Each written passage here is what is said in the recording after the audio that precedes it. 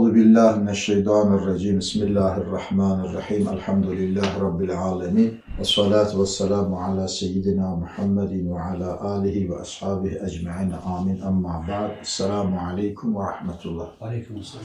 Alimlerimiz, böyüklerimiz deyirlər ki, sözlerin en böyüğü böyüklerin sözleri. O sebepten de başta Peygamberimiz Aleyhisselatü Vesselam'ın hadis-i şeriflerinden itibaren ta günümüze gəlib keçən bütün ariflərin, evliyaların, ustazların sözləri bizim için örnek təşkil edir. Bu evliyalardan birisi de Cüneyd-i Bağdadidir. Allah sirrini təqdis eləsin, himməti üzərində daim olsun. Allah bizi onun dualarına daxil eləsin. Onlar çətin olan mövzuları, anlaşılmaz mövzuları, bizim için qavramağa çətin olan məsələləri bizim anlaya biləcəyimiz, bizim başa düşə biləcəyimiz lisanla, dillə bizlərə bəyan edir. Məsəl üçün, Cüneyd-i Bağdadi Həzrətləri deyir ki, Allah ilə qulunun arasında 4 dənə dəniz mövcud. Qul o dənizləri keçdikcə Allah-u Teala'ya vasil olacaq, qovuşacaq. Məsəl üçün, Azərbaycan 5 dənə dövlətlə dəniz qonşusu. Məsəl ki, Türkmenistanla, Qazaxıstanla, İranla və s. İndiki bu bizi ilə o dövlətlərin arasında dəniz məsafəsi var. O dövlətlərə getmək üçün, Aşqabada getmək üçün lazımdır ki, bizə paronla dənizi qət eləyək. Allahla da bəndənin arasında deyib 4 dənə dəniz var. Necə ki, dənizləri gəmilərlə qət edirlər, Allahla bəndənin arasındakı bu mənəvi dənizləri də mənəvi gəmilərlə qət eləyirlər. O gəmilərə minirsən və Allah-u Teala'ya vasil olursan, qovuşursan. Buyurur ki, Cüneyd Bağdadi Həzrətləri, Qudsə sırrı bunlardan birisi, birinci dəniz dünyadır. Allahla bəndənin arasındakı mənəvi dəniz, yəni ayrılıq nədir? Dünyadır. Əgər bu dənizi keçmək istəyirsənsə, zöhd gəmisinə minməlisən. Yəni, dünyada sən, insan ruh etibarı ilə göylərdəndir. Ruhun da göylər üçün darıxan xasiyyəti var. Onun üçün insan ölmək istəmir, xəstələnmək istəmir, öz izzətini, hörmətini qoruyub saxlamaq istəyir filan. Amma dünyadakı baş verən hadisələr onu məcbur eləyir ki, insan günah eləsin, insan görürsən, səhv eləyir, insan çətinliyə düşür. Əgər bir insan dünyavi məsələlərdə zahid olsa, yəni biraz pəhrizkar olsa, lüks yaşamağa meyillənməz. Çünki lüks yaşamaq insanda vərdiş əmələ gətirir. O vərdiş də nəfs tərk etmək istəmir. Vərdiş olsa istəyir ki, ömrün axırına qədər elə yaşasın. Elə yaşamağa imkan olan vaxtlarda olur. İnsan cavan olar, pul qazanar, imkanları olar, vəzifəsi olar, qazanar. Elə vaxt olur ki, onu qazanmaya da bilər. Məsəl üçün, ziyana düşər, qocalar, xəstələnər. O, həmin o yerdədirsə, o tutmuş olduğu sosial mövqeyi qoruyub saxlamaq üçün o məcbur olur ki, eldən obadan utanmasın, ailəsinin qabağında xəcalətli olmasın və yaxud da ki, vərdiş olmuş olduğu o şatafatlı həyatı əldən verməsin deyə cinayət eləsin, xəyanət eləsin və s. Bunda bənzətirəm mən bu şeyə ki, bir misalla da izah edeyim fikrimi. Məsəl üçün, bir qız uşağının 18 il, 20 il böyümüş olduğu ata ocağı var da, anasının yanında, anasının qoyunudur. Sonra o bir qayda olaraq ailə qurmaq üçün ər evinə gedir. Ər evində o ana da olur, uşaq da böyütür, gəlir oranın, məsəl üçün, gəlini olur, o evdə 10 illərini keçirtir. Məsələn, 20 il atasının evində keçiribsə, 30 il, 50 il, 40 il o ər evində yaşayır. Amma nə qədər də olsa onun içində uşaqlığının keçmiş olduğu ata evinə, ana evinə, qardaş bacıların evinə bir həsrət var, bir niskil var. O ata evinə, ana evinə arzu eləyir ki, bir oraya geçsin. Bunun kimi də insanın ruhu, ruhlar aləmində Allahla danışıb, mələklərlə görüşüb, onların zikr və elm meclisində oturub, o 1000 illərlə ruhlar aləmində yaşayıb bizim ruhumuz. İlk ki, bu dünyaya gəlib, dünyaya gələndə bu məcburdur, dünya özünü öldürməyəcək ki, dünya həyatını gərək ki, bu yaşasın. Dünya həyatında yaşayanda bu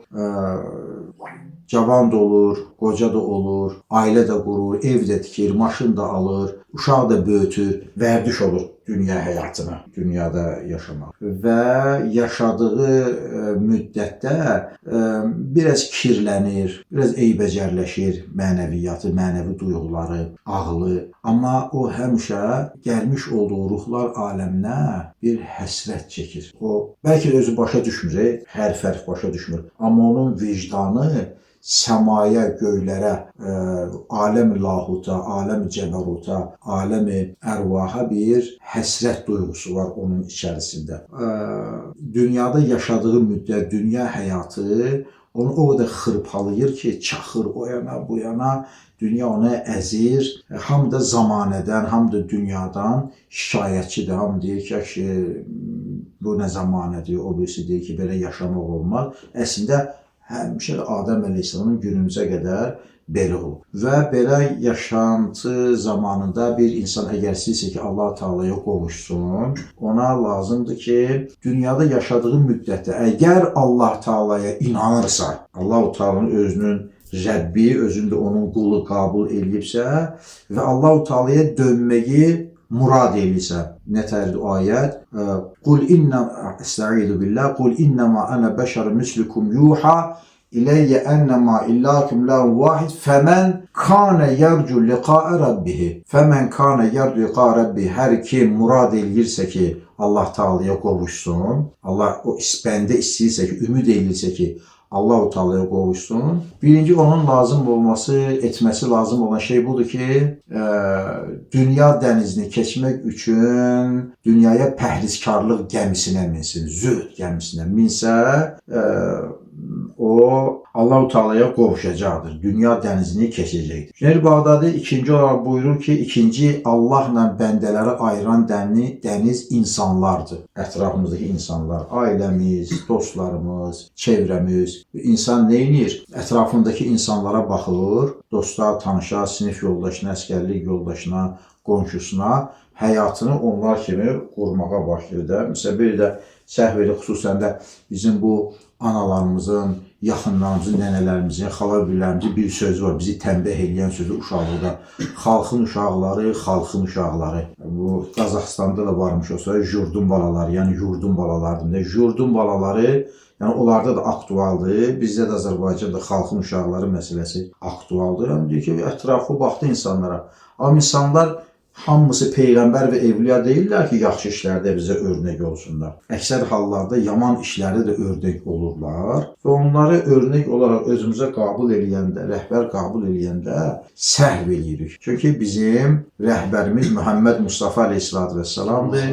Peyğəmbərimiz eləsə Əhl-i Beytidir, Əshab-ı Yüzün və ustazlarımız. Çünki onlar ariflərdirlər. Həyatın mənasını, məğzini anlayıblar və bunun kimi gözəl sözlər bizə deyiblər ki, bəli, bir insan əgər istəyirsə ki, onun xaliqi olan Allah-u Teala ki, irci ilə Rabbiki, Rəbbivə sarı qayıt əmrinə uyaraq, murad eləsə ki, Allah-u Teala'ya qayıtsın, qovuşsun. Birinci, dünya dənizini zöhd gəmisi ilə keçsi gərək, birinci dənizdir. İkinci də, insanlar deyən bir dəniz var. Allahla bəndəni arasında onu ayıracaq. İnsanların qınağı, insanların tənqidi və s. Bunu da keçmək üçün ona lazımdır ki, inzivaya çəkilsin. Bu, zamanımızın insanları biraz bu məsələləri bilmirlər. Ona da bir agahlıq gətirir ki, Peyğəmbər Aleyhisselatü Vesselam Peyğəmbərliyi əldə eləmək üçün necə ki, xalqdan inzivaya çəkilib, dağda ibadət edib, Cəbrail Aleyhisselam ona gəlib, Nur dağında. Bunun kimi də evliyalar da, xüsusən sufilər, Allah-u Teala'ya vasil olmaq üçün xalqdan inzivaya çəkiliblər. Məsəl üçün, Abdülqadir Gilani Həzrətləri uzun illər, 25 il mi yoxsa 40 il mi çöllərdə yaşayıb, çöldə yaşayıb. Bizdə Qubada da çox, bizdə Həzrət Baba. Həzrət Baba ziyarətgahı, orada onun qəbri yoxdur. Onun inzivaya çəkilmiş olduğu yer. Dağa çəkilib, Allah Teala'ya ibadət edib. Onun qardaşı Şirvanşahlara, atası Şirvanşah olub və iki qardaş şah olmağa namizəd olub. Onlar da o vaxtı dini təhsilini və mənəvi təhsillərini kamilliklə tamamlamaq üçün sufilərin Seyyid Yahya Şirvani, Şıxmolla Yusuf Müşkiri, Məhəmməd Rükki kimi Allah sirlərin təqdisi böyük evliyaların tərbiyəsindən keçiblər. Baba Kuhi də, yəni Həzrət Baba da şah olmaqda, şahlığa namizəd olmaqdan imtina eləyib. Bu ki, şah oğlu şahdır, zadəgandır, padşahın evladıdır.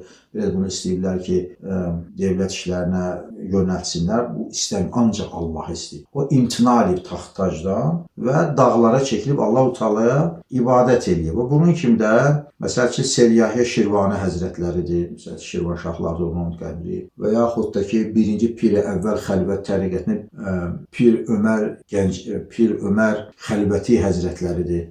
Cənab Prezident də onun qəbrini ziyarət. O neçə 40 gün, bir neçə dəfə 40 gün ağacın koğuşunda çilə çıxartır. Yəni ağacın koğuşunda ibadət edir və ağac koğuşu kiçikdir, amma onun Allah Teala onu mənlə genişləndirib orada ibadət edir. Həm də ağac da oradadır, qəbri də oradadır. Pir Ömər Xəlvəti Həzrətləri Allah sirrini təqdis eləsin. Bəli, xalqdan çəkiniblər. İndi biz Həzrət Baba kimi dağlara, Abdülqadir Gilani Həzrətləri kimi çöllərə getmərik, gedə bilmərik, nə də məsləhət bilmirəm. Yəni o çətin bir prosesdir. Amma və lakin nəzərə almaq lazımdır ki, Şah Nəqşbənd Həzrətlərinin düsturu üzərinə əməl eləsək, məqsəd hasil olar. Şah Nəqşbənd Həzrətləri buyurur ki, Qudsə sirru, yəd bə kar, dil bə yar. Əlimiz işdə olsun, amma qəlbimiz Allahla olsun.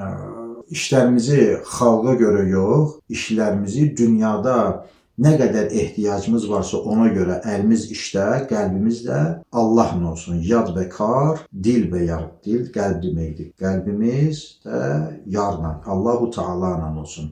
Onda məqsəd hasil olacaq. Və üçüncü dəniz, yəni Allahla bizim aramızdakı maniə, uzaqlıq nədir? İblisdir. İblis əleyhi lənədən də uzaq durmaq üçün iblisin xasiyyətinə, iblisin əməllərinə nifrət eləmək lazımdır. Bəzi adamlar məsəl üçün iblisin mahiyyətini, kimliyini anlamadığından deyir ki, bunda deyir, şeytandan tük var, ha gülürlər də, daha başa düşmür ki, şeytan Allahın nifrət elədiyi bir məxluqdur və insanlar da gərəkdir ki, onun əməllərinə, onun kimi olmağa nifrət eləsinlər. Çünki şeytan Allah Teala tərəfindən qovulub və çox təkəbbür, çox paxıl, xüsusən insana qarşı bu xasiyyətdə olduğundan Allah Teala onu dərgahından qovubdur. Və iblisin dənizindən uzaqlaşmaq üçün nə etmək lazım? Nifrət gəmisinə minmək lazım. Və dördüncüsü nəfsdir.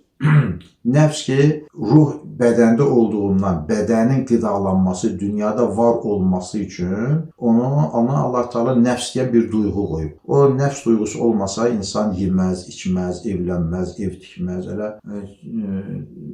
Məsəl üçün, nəfsiz varlıq mələklərdir. Amma bədənləri də nuranidir. Amma insan nəfsiz olsa, dünyaya doğulan kimi yemək içmək istəməz və ölər. Çünki mələklər yeyib içmirlər, evlənmirlər, ev eşikləri yoxdur. Amma insan bədənə qoyduğundan ruh bədəndə ona müəyyən olan o 50, 60, 70 hər neysə o ömrü yaşayıb tamamlaması üçün onun bədəndə qalması lazımdır. Bədəndə qalması üçün bədəni yaşaması lazımdır. Bədəni yaşaması üçün də həkimə gedirsən, həkim sənə nədir? Yaşamaq üçün nə etmək lazımdır? Deyir ki, düzgün qidalan, yatmağa fikir ver, sonra eyin və geyimə fikir ver. Dünyada insanı yaşaması üçün lazım olan şeylər nədirsə, insan onları görür. Amma nəfs belə bir xasiyyəti var ki, nəfs köhlən, daha doğrusu vəhşi at kimidir. Onu əhliləşdirmək üçün, bu çıplaq atı əhliləşdirmək üçün onun öz üsulları var da, onu qısa iplə ağaca bağlayırlar. O çırpınmaq istəyir, qoymur ona adam minsin. Sonra görür ki, qaçan yeri yoxdur. O ipi biraz uzatırlar, O görür ki, məcbur olur insana tabi olmağa. Nəfs də belədir ki, ya bu palanı, yəhəri bu nəfsə qoyacaqsan, onu sürəcəksən, onu islah eləyə bilmədin, o sənə palanı, yəhəri qoyub, nöqtada keçirtib səni sürəcək. Bir günləri Teyful Bistami Həzrətləri Qudsə sırrı evliyaların böyüklərindən, Allah sirrini təqdis eləsin, Məscid-i Nəbəvidən, Peyğəmbər Əleyhisselam məscidindən çıxanda görür ki, İblis əleyhillənə qolunda belə iplərdir yanıb. Deyir ki, sən neyinirsən burada, ey İblis? Deyir ki, meşdən çıxanı hərəsinin bir dərdi səri var. Nə olsun meşdə gəliblər? Bunları deyir, nöqtalayıram deyir mən. nöqtələrini keçirtib sürürəm deyir.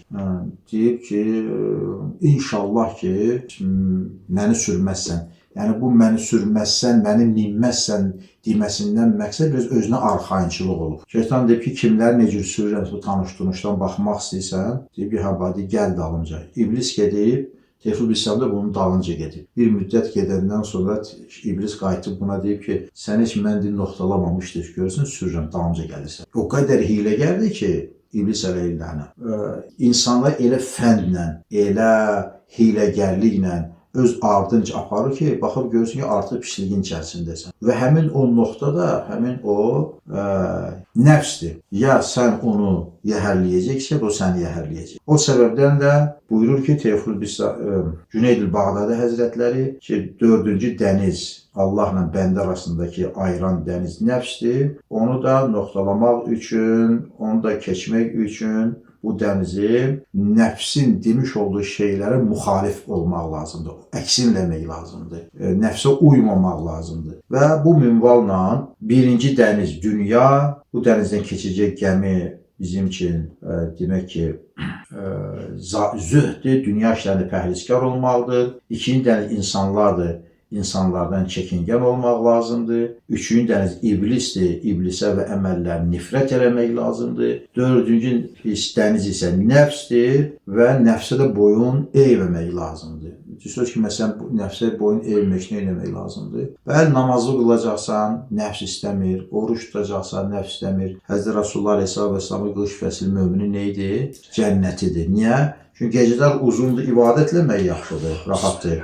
Günlər də uzun, qısadır, oruç tutmağa rahatdır. İndi bu qış fəsildir, günlərin qısa olmağından istifadə edib, nəfsə müxalif olaraq oruclarımızı tutsuq. Məsəl üçün, namaza kim başlamışsa namaza başlasın, kim başlayıbsa qəza namazlarını qılmağa cəhd eləsin. Bunların tamamı inşallah ki, xeyirlərə vəsilə olar. Cüneyd Bağdadi və hakəza onun kimi böyük ustazlarımızın, böyüklərimizin yolunda yürüməyi Allah Teala cümləmizə nəsib eləsin. Cüneyd Bağdadi Həzrətləri bütün ustazlarımızın ruhları üçün, başda da ustadımız Şeyx Siracəddin Əfəndi Qudüs'ün ruhuna. El-Fatiha.